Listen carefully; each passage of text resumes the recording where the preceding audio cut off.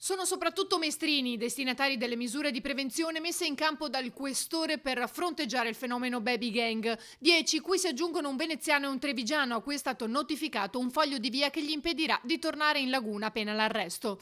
Tutti maggiorenni, al di sotto dei 20 anni. Per uno c'è la sorveglianza speciale che durerà 2 anni. Sono dei provvedimenti, tra virgolette, di prevenzione estremamente pesanti, nel senso che in particolare la sorveglianza speciale non è bere un bicchiere d'acqua e non è neanche uno schiaffetto, perché è fortemente limitativa della libertà personale, nel senso che il sorvegliato speciale deve stare a casa dalle 10 della sera alle 7 del mattino successivo, e se non rispetta questo obbligo viene arrestato e portato in carcere immediatamente.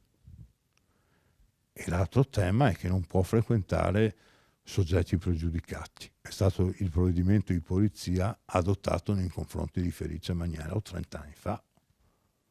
Quindi non uno sbarbatello,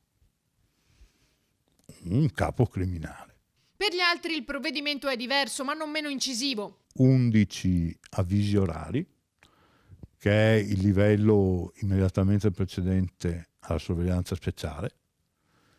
Diciamo, se la sorveglianza speciale è il cartellino rosso in termini calcistici, l'avviso orale è il cartellino giallo, ma con effetti, nel senso che questi si troveranno per tutta la vita segnati di aver avuto un provvedimento di polizia pesante.